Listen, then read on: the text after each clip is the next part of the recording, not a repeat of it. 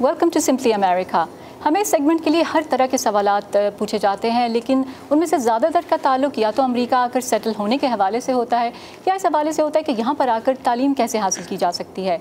आज हमारे साथ वाशिंगटन DC की जॉर्ज वाशिंगटन यूनिवर्सिटी के कुछ ऐसे स्टूडेंट्स मौजूद हैं जो पहली बार यहाँ आए हैं पाकिस्तान से तालीम हासिल करने के लिए। जॉर्ज वाशिंगटन यूनिवर्सिटी में पर्टिकुलरली अपना जो वेरी फर्स्ट डे था जिस दिन आप आए थे, उस हवाले से कुछ शेयर करें हमारी ऑडियंस के साथ। मेरी क्लास में 44 कंट्री से लोग थे, उन सब से मुलाकात हुई और बड़ा ही डाइवर्स बैकग्राउंड था। प्रोफेशनली भी कुछ लॉयर्स थे, कुछ जजेस थे, कुछ इवन डिप्लोमेट्स थे।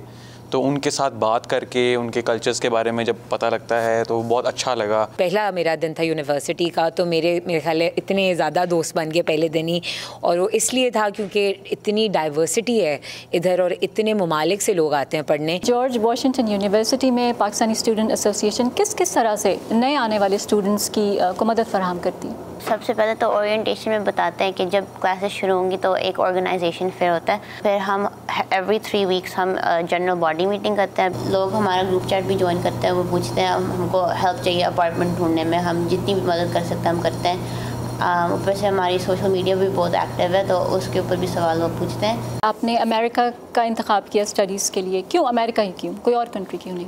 इधर का जो ज़्यादा एम्फेसिस है वो प्रैक्टिकल स्किल्स पे होता है।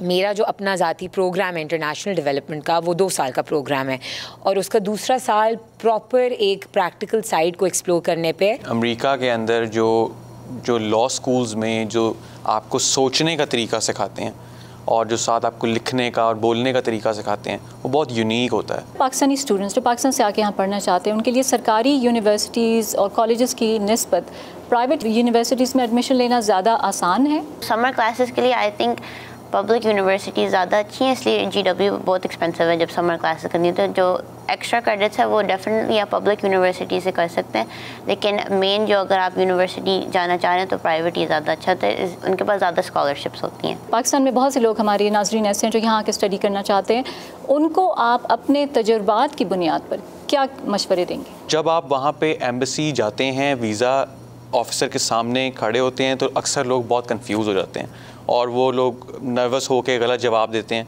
आप बिल्कुल काम रहें और जो सवाल उन्होंने पूछा है उसका जो सच्चा जवाब है वो आप उनको दें और कोई इशू नहीं होगा। यहाँ पे स्टूडेंट्स आके पढ़ते हैं पाकिस्तान से, क्या उनके पास ये अपॉर्चुनिटी होती है कि वो यहीं सेटल होकर यहाँ जॉब ढूंढ सकें, यहीं काम कर सकें अगर वो ये चाहें? स्टेम डिग्री आपको 3 साल देती है कि आप काम ढूंढ सकें और नॉन स्टेम डिग्रीज़ में आपको साल मिलता है। तो उस दौरान आपको ऑर्गेनाइजेशन ढूंढनी होती है जो आपके वीज़ा को स्पॉन्सर कर सके। यहाँ से तालीम मुकम्मल करने के बाद आगे आपका क्या करने का प्लान है? मेरा पाकिस्तान वापस जाने का इरादा है। जो यहाँ पे मैंने तालीम हासिल की और जो यहाँ पे मैंने तजर्बा हासिल किया, मैं उसको इस्तेमाल करना चाहूँगा पाकिस्तान में कानून की दुनिया के अंदर।